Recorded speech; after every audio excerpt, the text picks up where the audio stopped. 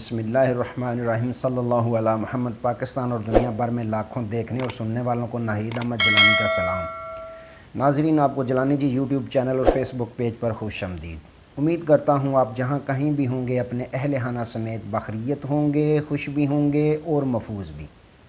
ناظرین کرام، اپنی گفتگو کا آغاز کرنے سے پہلے تمام خواتین و حضرات سے یہ گزارش ہے جو ہمارے چینل پہ ابھی نئے ہیں وہ اپنا جیلانی جی چینل سبسکرائب فرما لیں تاکہ روزانہ آپ تک ہماری نئی ویڈیوز آسانی کے ساتھ پہنچ سکیں۔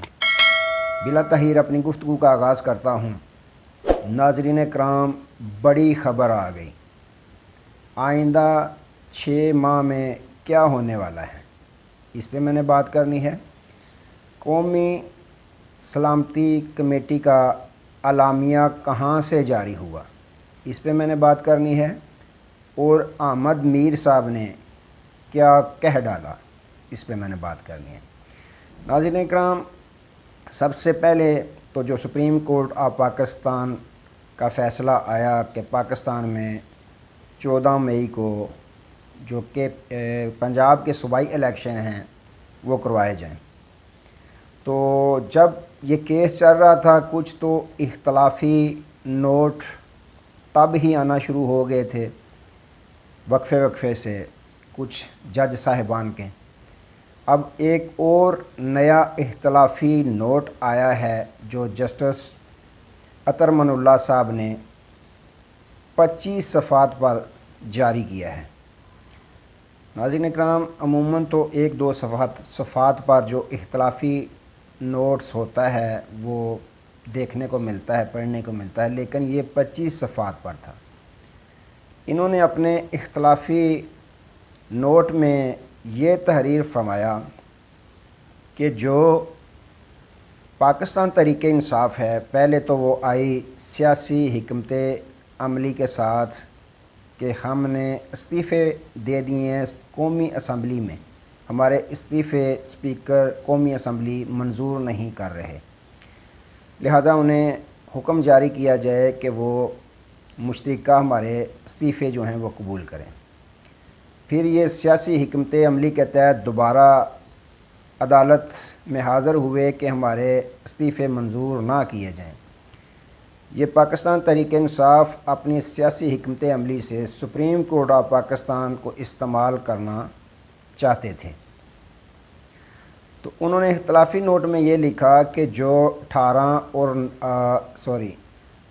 اور 9 اپریل کی رات کو جو سابق وزیر اعظم عمران خان صاحب کے خلاف عدم اعتماد کی تحریک لائی گئی تھی، اس پہ جو از خود نوٹس لیا گیا تھا چیف جسٹس آف پاکستان کی طرف سے، وہ بھی نہیں لینا چاہیے تھا، یعنی وہ بھی غلط تھا۔ تو جو اب از خود نوٹس لیا گیا ہے یہ بھی درست نہیں۔ تو ناظرین اکرام، پاکستانی قوم پھر یہ سوال پوچھنے کی تو مجاز ہے، کیونکہ یہ سپریم کورٹ آف پاکستان کا ادارہ ہے، تو سوال تو بنتا ہے کہ اگر وہ غلط تھا تو آپ اس وقت چیف جسٹس اسلام آباد ہائی کورٹ تھے، اور آپ نے کس سوچ کے تحت، کس نظریے کے تحت ہائی کورٹ رات ساری جو ہے وہ کھولے رکھی تھی؟ آپ بیٹھے تھے اوپر، انتظار کر رہے تھے، کس بات کا انتظار کر رہے تھے اور کس کے کہنے پہ آپ نے عدالت کو کھلوائے رکھا؟ یہ تو سوال ہر پاکستانی کا بنتا ہے ان پہ کہ وہ بتائیں، جواب دیں۔ اگر کسی کے کہنے پہ عدالت کھولی تھی رات کو، اس کا نام بھی بتائیں۔ جرت تو تب ہے، اختلافی نوٹ لکھنے کی جرت تو یہ تو آپ کا اختیار ہے، یہ تو آپ لکھ سکتے ہیں، لیکن آپ جرت دکھاتے ہوئے قومی مفاد کی خاطر بتا دیں کہ کس کے کہنے پہ آپ نے وہ غلط اقدام میں آپ نے ساتھ دیا چیف جسٹس آف پاکستان کا۔ آپ بھی چیف جسٹس اسلام آباد ہائی کورٹ تھے۔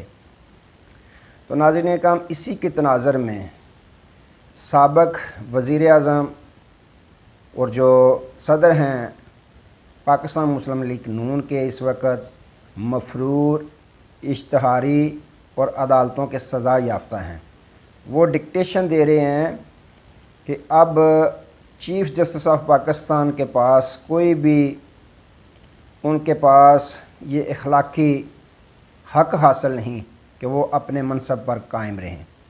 اب اختلافی نوٹس آ گئے ہیں तमाम जज साहिबान के भी इसके तनाज़ुर में उनको चाहिए अपने मनसब और अपने चीफ़ जस्टिस जो हैं इस मनसब का ख्याल रखते हुए और अदलिया के तकद्दस का ख्याल रखते हुए वो फिल फ़ौर अपने ओहदे से मुस्ताफ़ी हो जाएं, क्योंकि जो काम वो कर रहे हैं वो पाकिस्तान तहरीक इंसाफ के एजेंडे पर काम कर रहे हैं।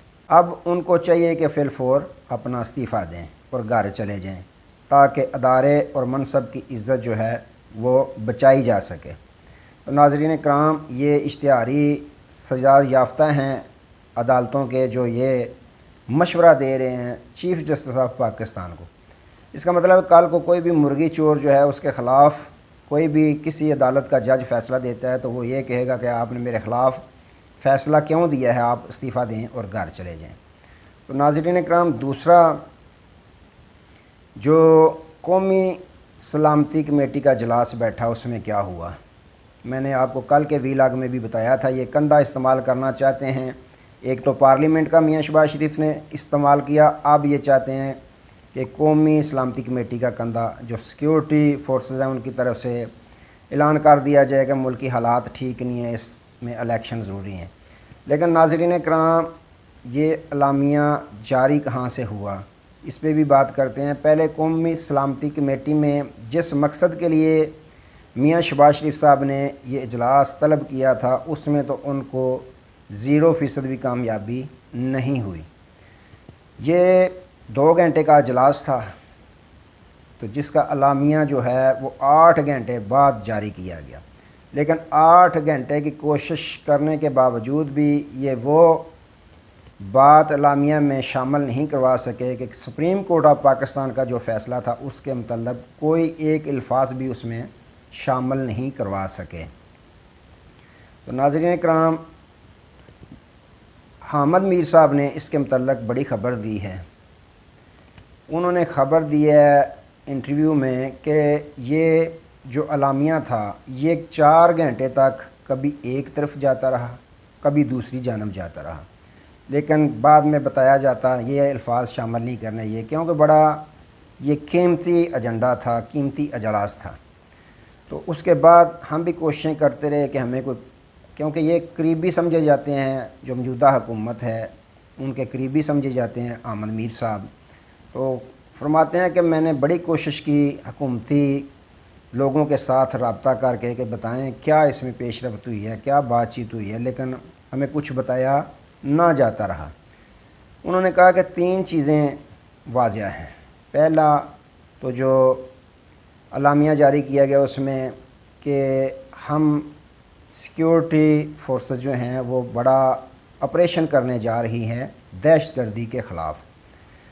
एक तो ये हो गया। दूसरा ये कि जो कौमी अदारों के ख़िलाफ़ मनफी प्रोपेगेंडा किया जा रहा है उसको बर्दाश्त नहीं किया जाएगा। और तीसरा ये कि जो TTP के दहशतगर्द मुज़ाकरात के ज़रिए रहा किए गए उससे हमारा बहुत ज़्यादा नुकसान हुआ, उसका नुकसान पाकिस्तान को उठाना पड़ा।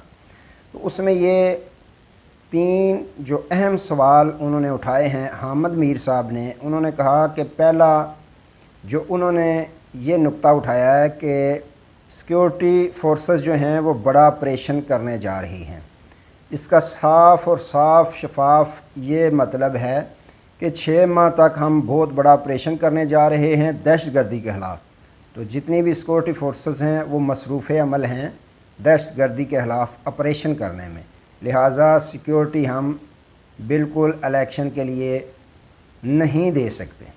ये हामिद मीर साहब ने अपना तज्ज़िया पेश किया है। तो दूसरा उन्होंने कहा कि अहम सवाल ये है कि जो कौमी अदारों के ख़िलाफ़ मनफी प्रोपेगेंडा किया जा रहा है उसको बिल्कुल भी हम माफ़ नहीं करेंगे, ज़ीरो टॉलरेंस हम दिखाएंगे कि इजाज़त नहीं देंगे कि जो मनफी प्रोपेगेंडा किया जाता है कौमी अदारों के ख़िलाफ़। तो उन्होंने ये कहा कि कौमी अदारों के ख़िलाफ़ कौन है जो मनफी प्रोपेगेंडा कर रहा है। हामिद मीर साहब ने साफ शफाफ कहा कि ये पाकिस्तान तहरीक इंसाफ की जानब इशारा है। तीसरा उन्होंने कहा کہ جو ٹی ٹی پی کے دہشت گرد مذاکرات کے ذریعے یا انہیں چھوٹ دی گئی، رعایت دی گئی اور ان کو ضمانتیں دی گئیں، جیسے ہی وہ باہر نکلے اور زیادہ تعداد میں دہشت گردی ہونا پاکستان میں شروع ہو گئی۔ تو احمد میر صاحب نے یہ بھی کہا کہ یہ کس نے مذاکرات کیے تھے، کس نے ان کو ضمانتیں دی تھی، نرمی ان کے لیے کس نے برتی تھی۔ یہ بھی پاکستان تحریک انصاف کی حکومت تھی اس وقت اور وزیر اعظم عمران خان صاحب تھے۔